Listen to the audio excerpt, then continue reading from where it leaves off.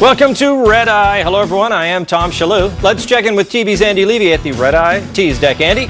Thanks, Tom. Coming up on the big show, Donald Trump and Hillary Clinton go head-to-head in the first presidential debate. Watch Earth 2's very own Tom Shillue explain why Trump came out on top. Plus, Katy Perry strips down naked to encourage people to vote. Turns out she's a lot more pixelated than I would have thought for her age. And finally, a woman orders Domino's chicken wings but receives a box filled with $5,000 instead. In a possibly related story, a drug dealer is very upset when his chicken wings box contains chicken wings. Back to you, Tom. Thank you, Andy. Let's welcome our guests. She's worked under more presidents than Marilyn Monroe. Fox News. Fox News national security analyst KT McFarland. His skull is thicker than carbonite. Former aide to Senator Chuck Schumer and syndicated radio host Christopher Hahn. We picked him fresh from a basket of deplorables. Chairman of the Suffolk County Republican Committee, Trump surrogate Jay LaVelle. And before Uber, there was only Failla. Sitting right next to me, comedian Jimmy Failla. Okay, let's start the show.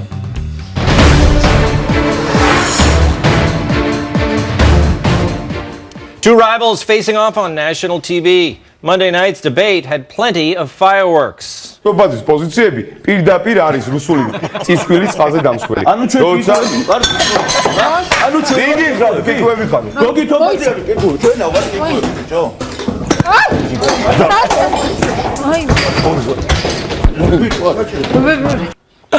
get between them. Mistake number one.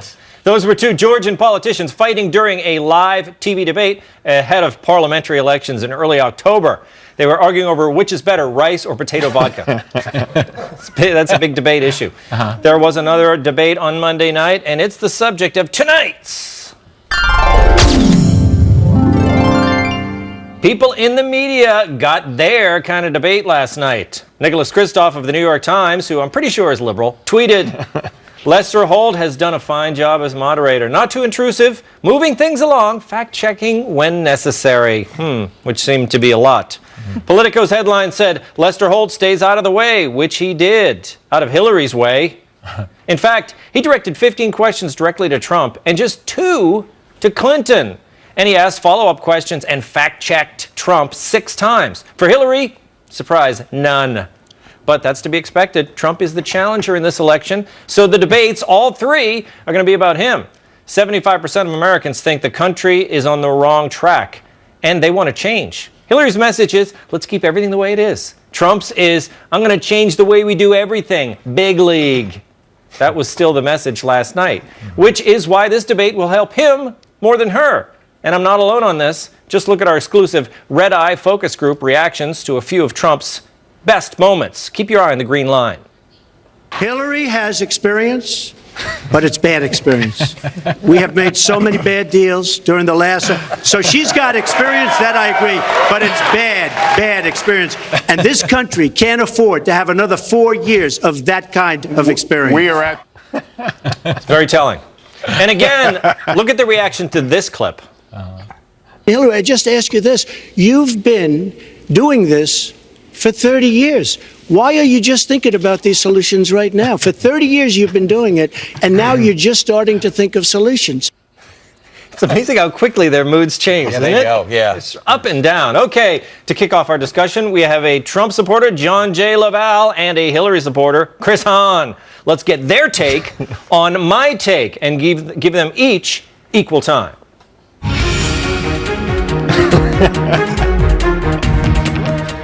So let's go first to John. Put 30 seconds on the clock, please. John, agree with me? Yes or no? Go. Your graphs tell it all. Clearly, Trump, victory, great night, speaking to the people of Pennsylvania, speaking to the people of Michigan, Ohio. He had a targeted audience. He was speaking to them in virtually all of the polls that came out after this. The people are with Donald Trump. It was a great night for Mr. Trump. And this was the first time he was on that kind of stage. I can't wait for the second and third debate. He is the exact type of person. He is going to grow each time. I think he did great last night. You know, what debates are about are... Okay, good. That's 30 seconds. Time's up, John. Thank you. Chris, are you ready? Let's put 30 seconds on the clock again, I'm ready. Please. Okay, Chris, go. I don't agree with you. You're completely wrong. But thank you for telling me that it was big league. I always thought he was saying big league. Thank you very much.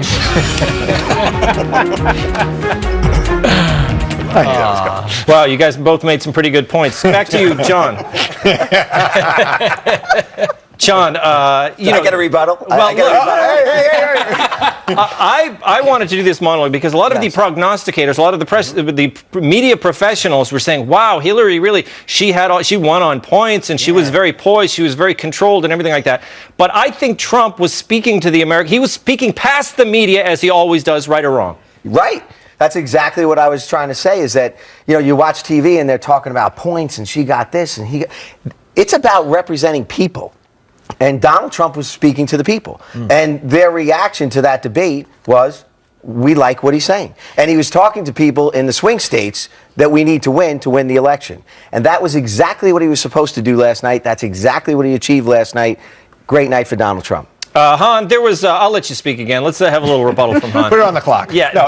there was an article in the Post. Somebody was in some blue-collar bar in Pennsylvania. Yeah, and they went around. There was a lot of old-time Democrats. They were impressed with Trump, sitting there at the bar. See, that's who Trump is talking to. Yeah, I think that they talked to them after they started drinking, and if they would have written out the slurs in their voice, it would have been a much longer article. It wouldn't have fit in the paper. So I think it was okay. Look, here's the thing. He had a very low bar last night. All he had to do was not lose his cool.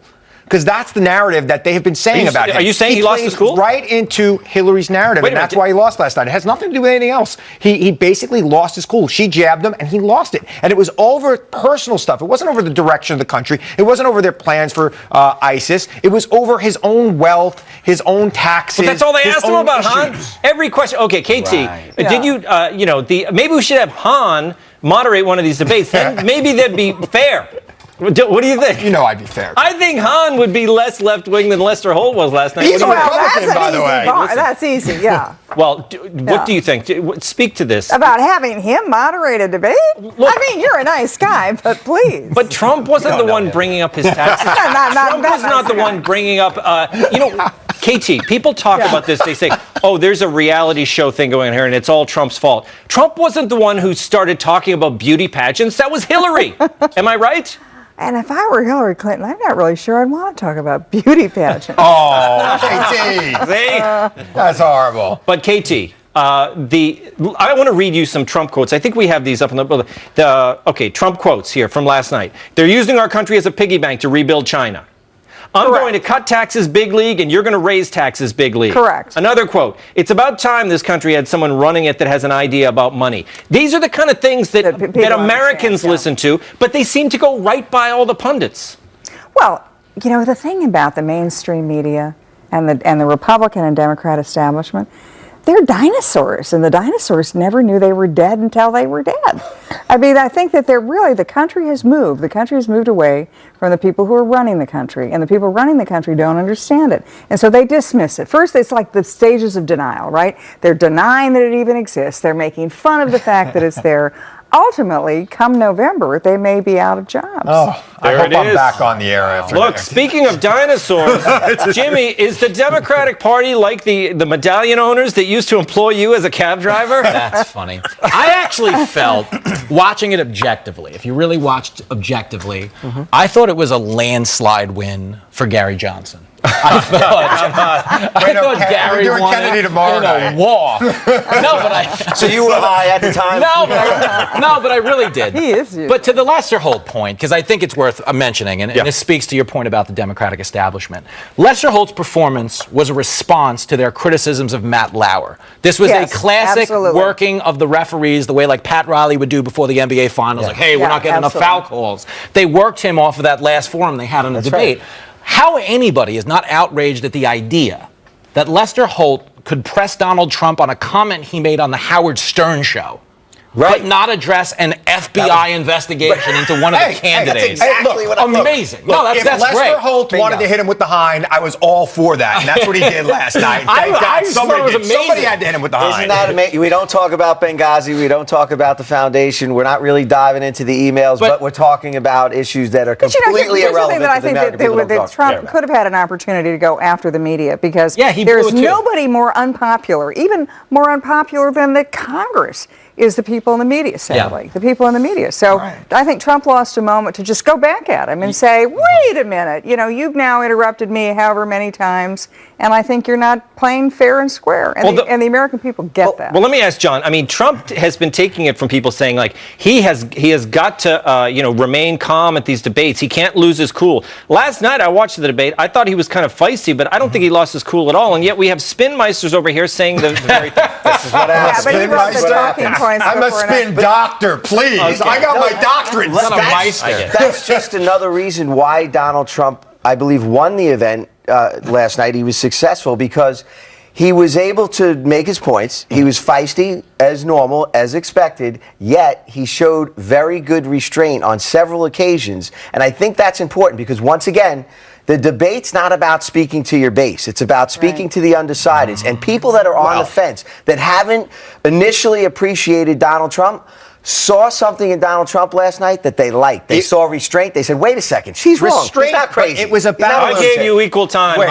It was about speaking to suburban women, and when he goes out there and talks about her stamina, and then he, after the debate, makes the ridiculous statement, well, I didn't say anything about Bill Clinton's affairs. How's that helping him with suburban women? John, you know what it takes to win suburban women votes more than anybody on this panel. Well, Hahn, that's not a good strategy. Wait, Hahn, wait a minute.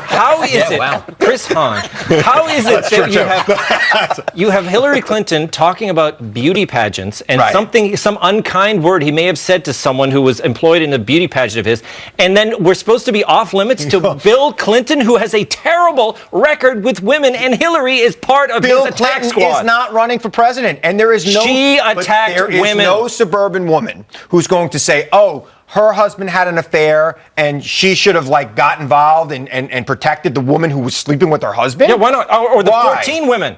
The 14 women that she tried to discredit. Look, I mean, I've been reading polls my whole life. That's not going to save him with suburban women. John knows it.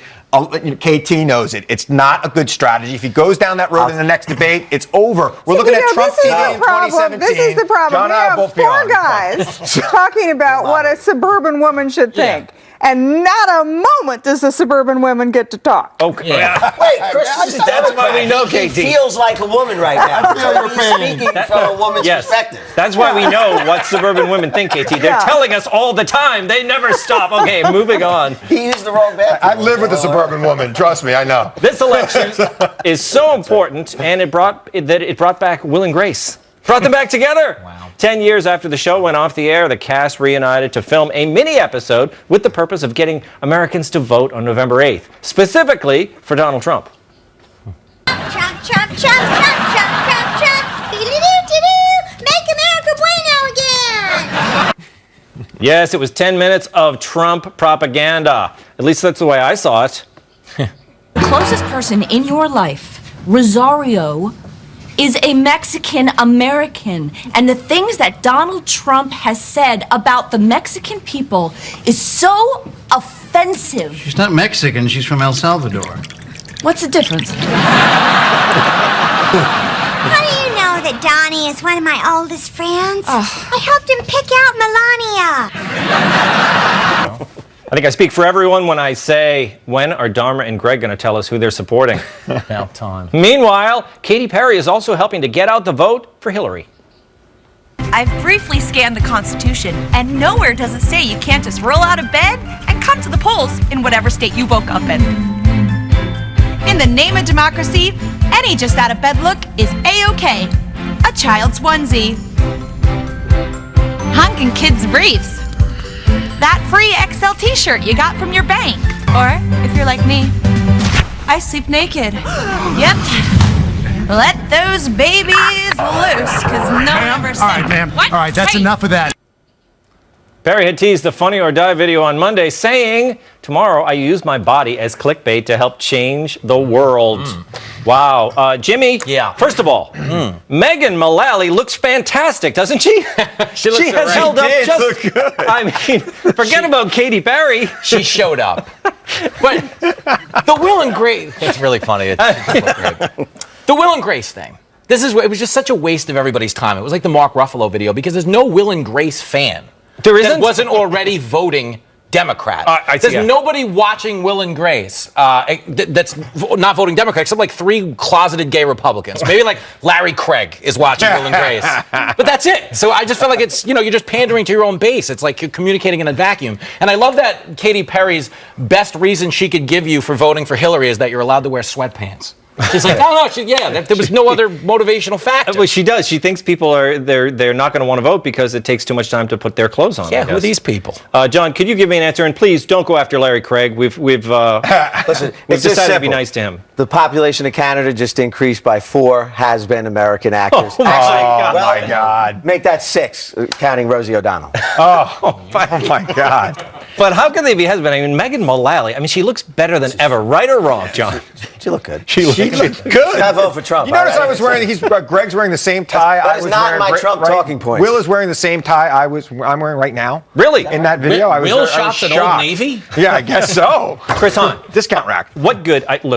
For your people, I think all of these celebrities coming out, it's doing you no favors. It's making it seem like it's the elites against the irregular Americans. Yeah, I don't see how millennials are going to relate to a 90s sitcom that's been off the air, for 10 years. So 15 years. It's a bit of a stretch. That demographic's already voting, and they're probably already voting for Hillary Clinton if they were fans of that show. I do like the Katy Perry thing. I think getting people out to vote is always good. That doesn't seem very partisan to me. We all love Katy Perry. So. Yes. Who does? KT, what do you think of all this? It's the get out the vote. We do this every year with the Rock the Vote, and they say it's nonpartisan, but we all know what this is. This is a way to try to bring out the Democrats, right? See, I think actually, as much as I found them all offensive, that actually it was a good thing. Why? Because Hollywood is just driving themselves nuts that more people are paying attention to politics right now than Hollywood. So what's Hollywood going to do? They're going to write themselves into the story about politics, even if they have to take off all their clothes to do it. And so I think it's actually a good thing because it shows the American people have started to pay attention to politics. And by the way, where was the unedited version of that video with Katy Perry? What's up with you guys sending us censored material? Look, I didn't shoot the video. I was available. What are you looking for the outtakes? What someone needs to tell her is on Election Day, we go to the polls to vote. We don't go to swing on the polls. So that's... How was a stripper job? There it was. From the Tender Trap in Suffolk County. Trying to make America great again, right there. They know about stripper poles on Long Island. All right. Coming up, Snapchat is coming out with a new product. Doesn't look that revolutionary to me.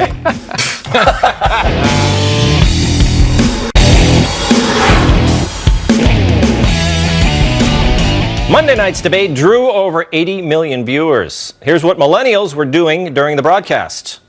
Yes, they were putting Snapchat filters on Hillary and Trump. Their solution for everything. As one noted, this is so much more fun than listening to the debate. How dare they make the candidates look ridiculous? They even face swapped them. Look at that. Call your agent, David Spade. Doesn't Hillary look like David Spade? Oh, wow. Okay, both look like David Spade. That's not possible. They do. All right, enough of that. Snapchat is about more than silly filters. It's also about privacy invading glasses. This week, the company announced plans to release spectacles. The $130 frames will record up to 30 seconds of video and upload it to the app at the touch of a button. Some people are concerned. A former VP of MySpace tweeted, Snapchat has now gone full circle from a private and ephemeral space for teens to a full-blown surveillance state.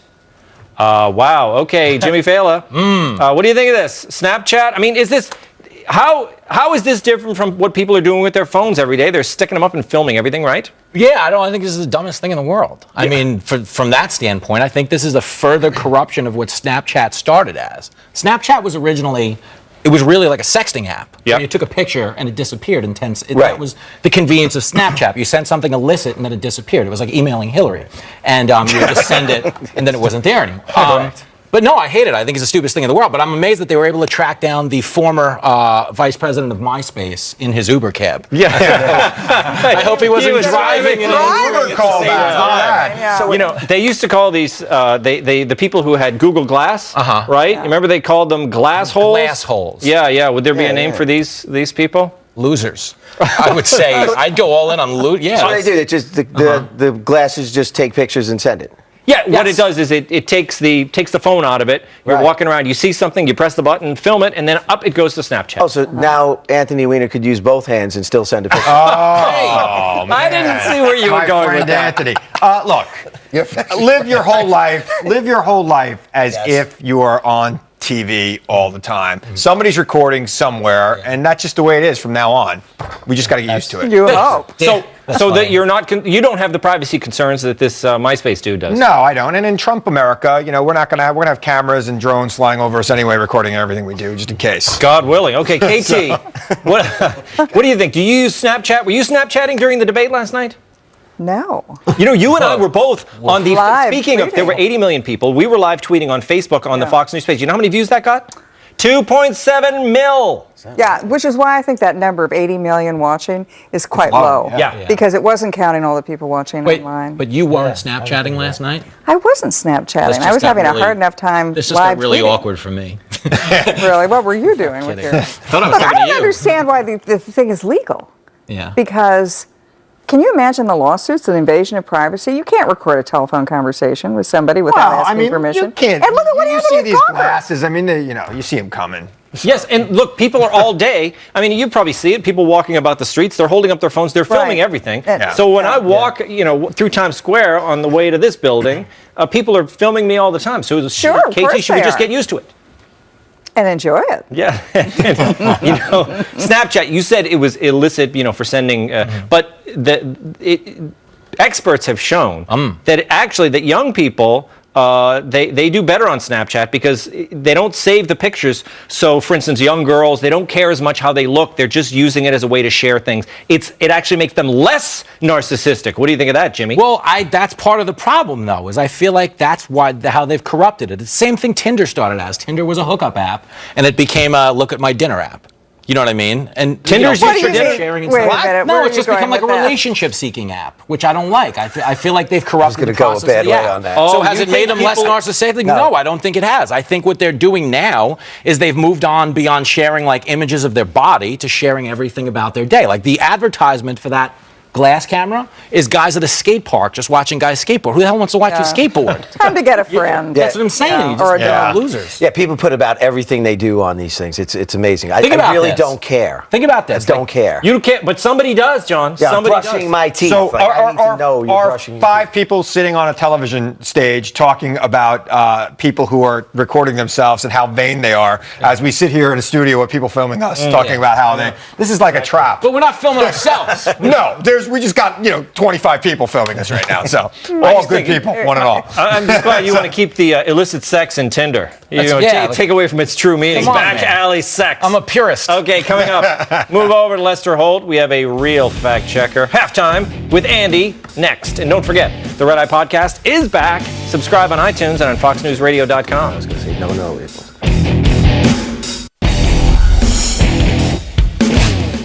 Hello and welcome back. Time to find out what we got wrong and what we missed from TV's Andy Levy over in the Red Eye News deck. Hey, Andy. Hey, Tom, how are you? Good. Oh, there I am. Hi. The debate. Debate. Yeah. Big that night. was something, huh? Yes. Oof. Tom, at the top of the show, I said watch Earth 2's very own Tom Shillue explain why Trump came out on top. I'm thinking that was like a comic book thing. I want to apologize for the cheap shot. Really? Yeah. Was it comic books, Andy? I'm apologizing to Earth 2, by the way. Hey! Yeah. Of course it was a comic book. Okay. John, you said it was a great night for Trump and that you can't wait for the second and third debates. So you don't agree with Rudy Giuliani that Trump should skip the second and third debates? No. Okay. All out. All in. Okay. Seems like there's some tension in the Trump team here. None at all. Love Rudy. All right. I'm going to tweet him and let you know. Chris, you said of the New York Post thing where they went to the bar in Pennsylvania and the people there all thought Trump won, that they obviously talked to them after they'd had a few drinks. Yeah. Are you suggesting that anyone votes sober? No, I think you should drink before you vote, especially this year. Yeah, absolutely. Helpful. Yeah. And in Colorado, there are other things you can do. That's true. I encourage it. Wait, I thought it was illegal to drink on voting day, election day. Not anymore, KT. Modern time. You kids. Just going old school on us. Maybe in Southampton. Not in Centery. Not in Centery. No. We're from Centery. A lot of Long Island going on. There it is. Tom, you said Chris isn't as left-wing as Lester Holt. Well, I think he would be more fair of a debater. Oh, okay. Of a debate moderator. Okay. Should point out Holt is a registered Republican. Yeah, I was just talking about his performance. Okay. All right. KT, you compared both political parties to the dinosaurs. Yes. Please apologize to those noble creatures. Failla, I agree that I thought Holt's performance was absolutely a response to the whole Matt Lauer thing. Mm-hmm. But I also think it was a response to a bunch of people, a lot of the media calling on him to be a fact checker, which of course what they meant was fact check Trump. Yeah, it's opinion journalism. Yeah. That's exactly what it is. It's just, further this opinion. Yeah. I thought it was weak. Yeah. But the Trump man missed, he missed a lot of those opportunities too. The cybersecurity thing, I mean, he's got to have something primed up, ready to go. Yeah, he said cyber a lot though. He did. That was fun. Proud of him. Yeah, got to have good cyber. It was like a Metamucil ad. He's thinking beyond the election. Yeah, I At know, about yeah. the 30-minute mark, he started to think about new frontiers. Yeah. And he said big league. You keep saying he said big league. I got to tell you, league. I originally thought he was saying big league, and the people who said he was saying big league were wrong. He is saying big league. He's Yeah, saying he is. big Big league. It's huge. Yeah, no, he really is. He does. He doesn't. Yeah, he doesn't enunciate the G that yeah. way. Right, but you can hear it. Sometimes he doesn't, and you can pick up the G. John, when exactly during the debate did Trump show restraint? On several occasions, especially at the end.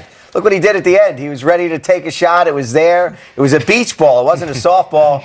And he showed some restraint. Just talk about Rosie O'Donnell. But what's funny You is can't that have restraint with Rosie O'Donnell. I remember how Abe Lincoln talked about Rosie O'Donnell when he was debating Douglas. It was so right on. Now, that's a cheap shot at Rosie O'Donnell.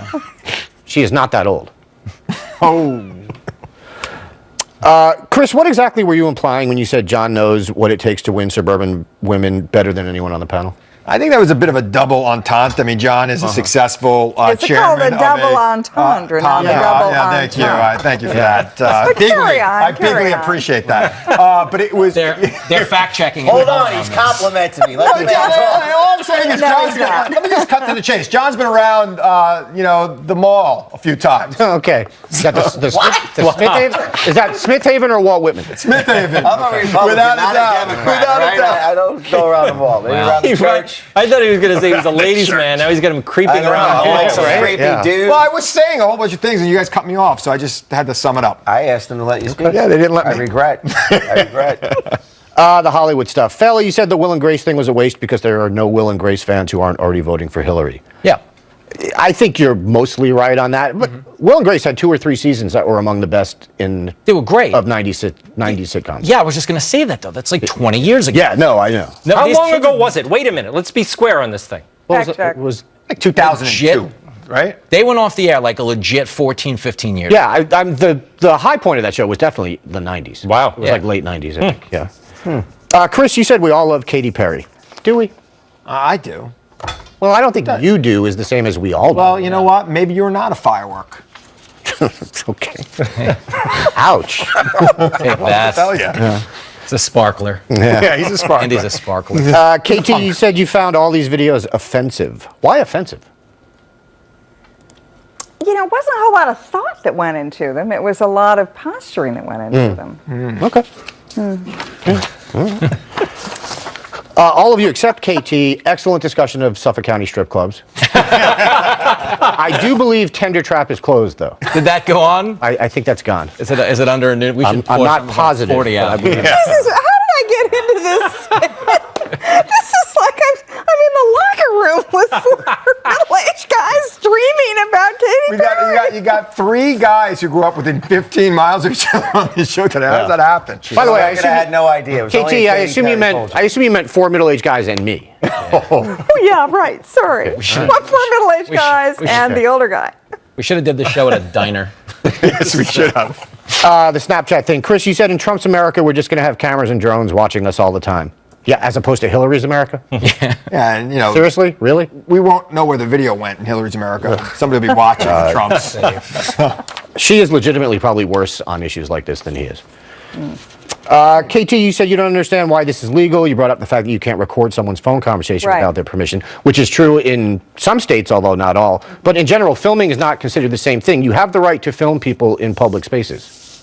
Well, then what about the Gawker lawsuit? That wasn't a public space. It was his bedroom. Well, it's, from what was going on in the bedroom, it seemed like it was a public space. If only he would have did her at the mall like John. He would have And it was a third party. Come on, you're right. No, I mean, look, third party doing the filming. We've done stories on this show where courts have upheld you have the right to shoot video up people's skirts in public places.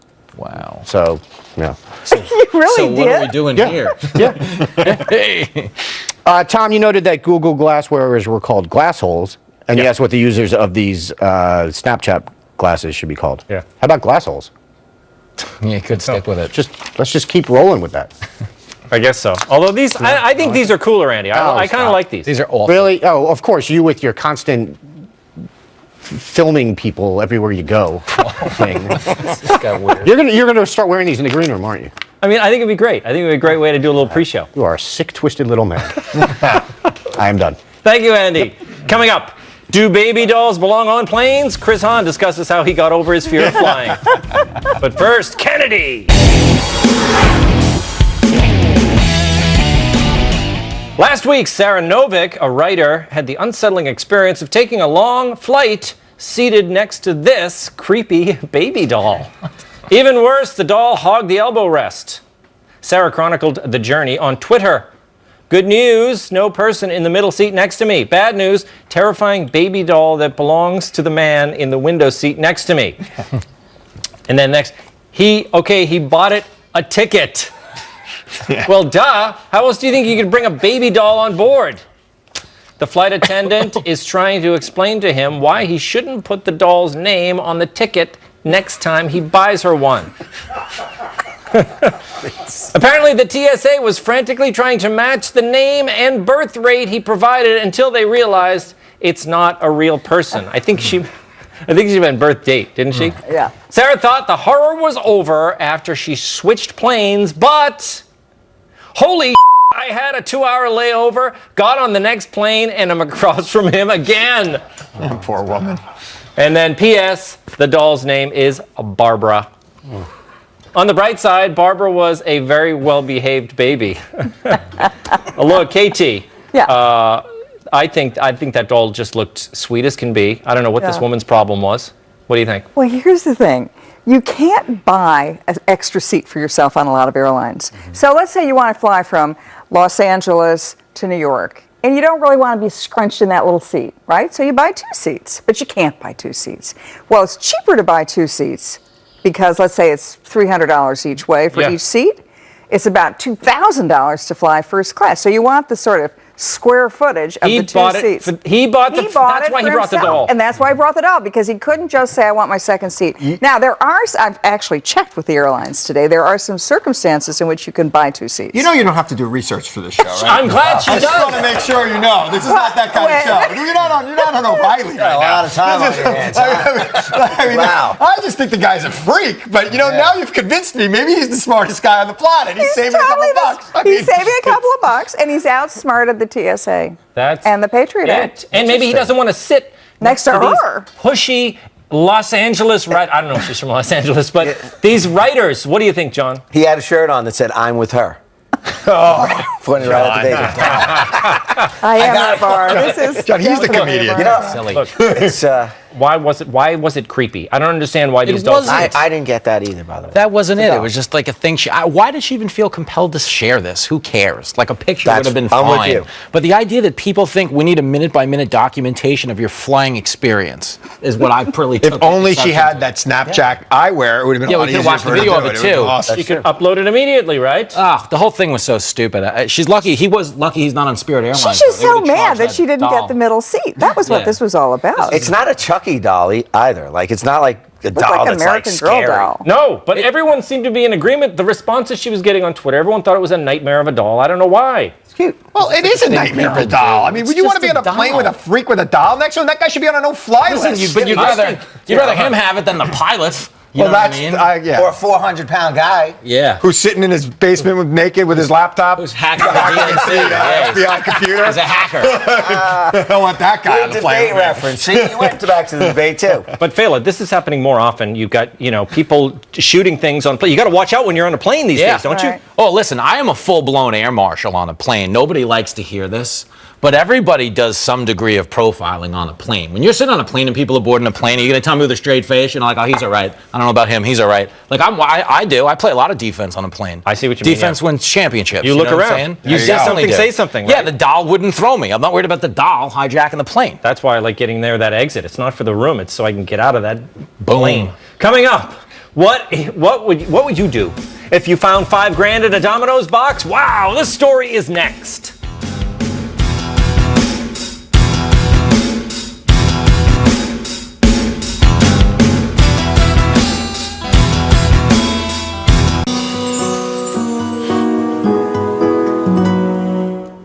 Domino's messed up her order. Yes, a San Jose woman recently ordered Domino's chicken wings for lunch, but instead she got $5,000 in cash. Well, mistakes happen. Selena Avalos said she was shocked to see that much money.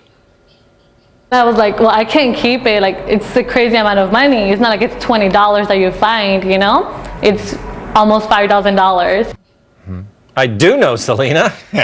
She eventually got in touch with the Domino's franchise owner and returned the definitely not drug money. For her honesty, she's getting 1 full year of free pizza, and her employer gave her a week paid vacation. Wow, that's exciting. Probably because they were afraid. Yeah, I know. Yes. John. And free crack from the drug dealer for a year. Well, look, I think that she's getting in good with somebody over there, but I think, look, that's pretty good. When I first read it, I thought she got a free pizza, and that's nice, but a free year of pizza? That's worth it. She's a good person. Yes. What a good person to return that money. That is extraordinary. That is about 1 in 1 million people that would have done what she did. But why punish her? God bless her. Why punish her with a year worth of Domino's pizza? Well, that's true, too. Wait, it's horrible. This poor woman. Is Domino's that bad? I know they get but look, they can't be that bad. You're talking to 4 people from Long Island. We do not eat Domino's. I understand. I don't get, because I live in depends on what hour New York City. you're eating them. But they sell a lot of pizzas, so I don't want to badmouth them. I'm like saying, that must be one of the most successful Domino's. That must be one of the most successful Domino's in the country if they're going to do $5,000 in business before lunch. Yes. That's crazy. Well, look, we're making jokes about drugs and everything, but to tell you the truth, KT, I think there might be some shenanigans going on over this franchise. What do you think? Well, I think they're going to be making a lot of pizzas. Yeah. When you think about it, just start playing it out. Okay, so I did my research for this. And think about how many pizzas she's going to have to come out even. A lot. For the a lot of pizzas. It's probably 5,000 pizzas. It's not 5,000 pieces, but she's going to have hundreds of pizzas next year. She should start having parties. She should have a Super Bowl party. Well, yeah, pizza party. She's very young, very attractive. She's going to have a great social life, with the pizza pies. Domino's is actually decent pizza, by the way. I think it is. Not like as a pizza snob, of course it's not. Right. But I consider myself I'm 93% body fat. I'm the authority here. I think my vote should count more than anyone. I wore a T-shirt in the pool when I was 6. Like my vote should count here. It's pretty solid pizza, and it's not meant to be eaten during normal pizza consuming hours. It's 2 a.m., 3 a.m. It's pothead pizza. It's perfect that there's cash for there. It's great. Yes. And that's why the cash was. And obviously they have, people, they make fun of these chains, but they sell a lot of pizzas and there's a reason for it. Here's what's wild is society's so far gone that this is such an extraordinary event. She found, was wrongfully given $5,000. She returned it. What a good person she is. She deserves all the pizza. A good person. Very special thanks. KT McFarland, Chris Hahn, John J. LaVelle, and Jimmy Failla. That does it for me, Tom Shillue. We'll see you next time.